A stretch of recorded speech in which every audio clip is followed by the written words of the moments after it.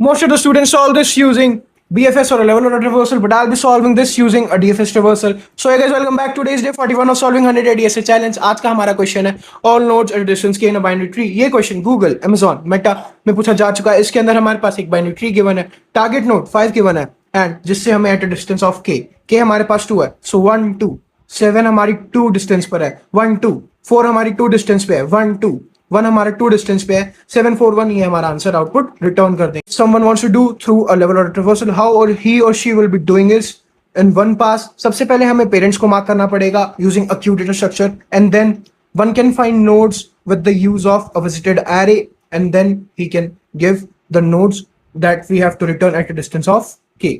Now coming to the pseudocode part, हमारे पास void pre-order function है जो कि एक तरह का DFS ट्रेवर्सल है. हमने स्टार्टिंग करी void pre-order के. Coming to our main function, first of all root target and k हमारे पास गिवन है, आंसर हमने इनिशियलाइज कर दिया एंड फाइंड डिस्टेंस फंक्शन को हमने कॉल करा. फाइंड डिस्टेंस फंक्शन के अंदर रूट टारगेट के एंड आंसर वेक्टर है. अगर हमारे पास रूट नल हो जाती है सो हम यहाँ से डायरेक्टली अपना -1 रिटर्न कर रहे होंगे, और अगर हमारे पास रूट टारगेट के इक्वल है सो हम यहाँ से अपने प्री ऑर्डर को कॉल करेंगे जिसके अंदर अगर रूट इक्वल्स टू नल हो जाता है एंड के इज लेस देन 0 सो हम रिटर्न कर रहे हैं, और अगर k is equals to 0 answer dot push back कर देंगे रूट की वैल्यू को जैसे कि हमारा 0 हो रहा है. और प्री ऑर्डर के अंदर सिंपली रूट के लेफ्ट को कॉल करा and then k-1. How we do k-1?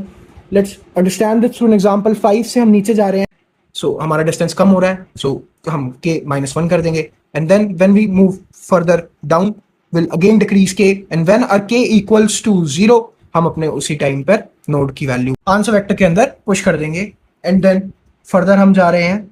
If हमारा रूट टारगेट के इक्वल हो जाता है, हमने प्री ऑर्डर को कॉल करा, हमने आंसर वेक्टर के अंदर पुश कर दिया था, then we are returning 1. Then अब हमारे पास लेफ्ट के अंदर कॉल करी फाइंड डिस्टेंस रूट का left target and k answer. If अगर हमारे पास लेफ्ट नॉट इक्वल्स टू 1 है then will again call a pre order because अब हमारे लेफ्ट पार्ट में हमारे पास आंसर नहीं मिल रहा है. Will check in the right part. Pre order root का राइट के माइनस लेफ्ट -1, के हमारे पास 2 है, लेफ्ट हमारे पास 1 हो चुका है एंड -1 2 -1 0. अब यहाँ पर भी हमारे पास 1 0 हुआ and at that point in time only हमने 1 को अपने आंसर वेक्टर के अंदर पुश कर दिया and at last will return left +1. Left +1 हमने रिटर्न करा. इसके एग्जांपल से समझा देता हूँ. 1 3 5 5 हमारा टारगेट है. सो अगर हमने 5 को 3 पे रिटर्न करा, हम यहाँ पर 1 रिटर्न करेंगे विद लेफ्ट. लेफ्ट हमारे यहाँ पर 1 हो गया, बट जब हम 3 से 1 पे रिटर्न कर रहे होंगे इसका डिस्टेंस 2 है सो हम लेफ्ट +1 करके रिटर्न कर देंगे. सो यहाँ पर लेफ्ट +1 आ गया. सिमिलर फैशन में हम राइट के लिए कर देंगे and at last will return -1. Now coming to the time complexity.